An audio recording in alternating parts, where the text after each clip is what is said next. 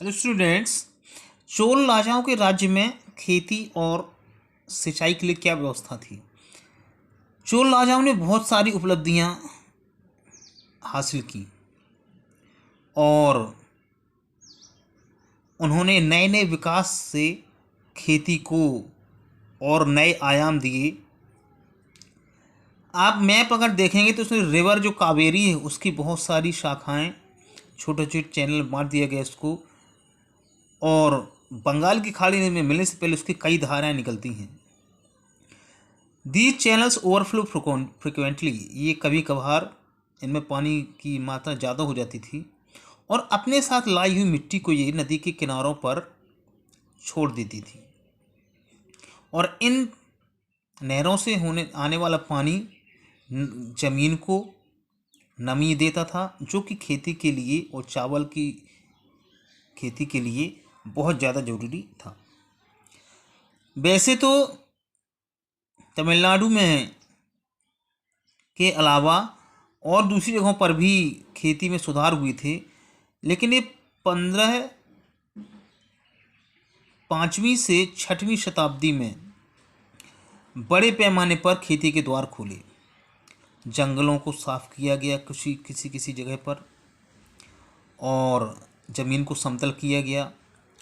Delta क्षेत्र में तटबंध बनाए गए जिससे कि बाढ़ को रोका जा सके और नहरों को बनाया गया जिससे कि खेतों तक पानी लाया जा सके।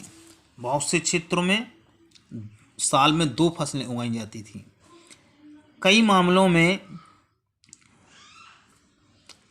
कृत्रिम रूप से भी यानी सिंचाई के लिए जरूरत हुआ करती थी कुछ फसलों में, और उसके लिए कई तरह के सिंचाई के साधन या तरीके अपनाए जाते थे। कुओं को खोदा गया था और बड़े बड़े टैंक बनाए गए थे जिनमें बारिश के पानी को कलेक्ट किया जाता था। और आपको याद हो कि जो इरिगेशन वर्क्स था उसके लिए प्लानिंग की गई थी और काम करने के लिए लोग लगाए गए थे और इसकी देखभाल हुआ करती थी। और लोग ये समिति बनाकर तय किया करते थे कि कैसे इस पानी को इकट्ठा किया जाएगा। और जो नए राजा थे कुछ, और साथ ही साथ गाँव में रहने वाले लोग भी, वो इन सभी कामों में अपने आप को इन्वॉल्व रखते थे और इन कामों को अपनी ज़रूरत समझते थे और जिम्मेदारी भी समझते थे। चोल राजा के समय में वहाँ का एडमिनिस्ट्रेशन कैसा था, प्रशासनिक सुविधाएं क्या थीं, प्रशासनिक तौर तरीके क्या थे। जो किसान थे तो जहाँ वो रहते थे उसे उर बोलते थे, और जब खेती का दायरा बढ़ा तो ये थोड़ा धनी हुए, उनके पास पैसा आया, और ऐसे गांवों के एक समूह को नाडू बोलते थे।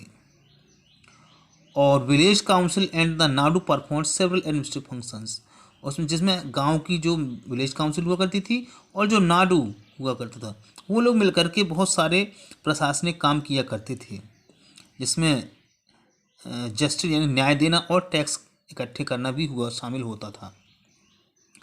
Rich peasants of the Vellala caste, जो वेल्लाला कास्ट के जो धनी किसान थे, उन्हें उनका नाडू पर थोड़ा अधिकार हुआ करता था, उनके पास कंट्रोल हुआ करता था, जो कि चोल राजा की सुपरविजन में, देखभाल में, निगरानी में काम करते थे।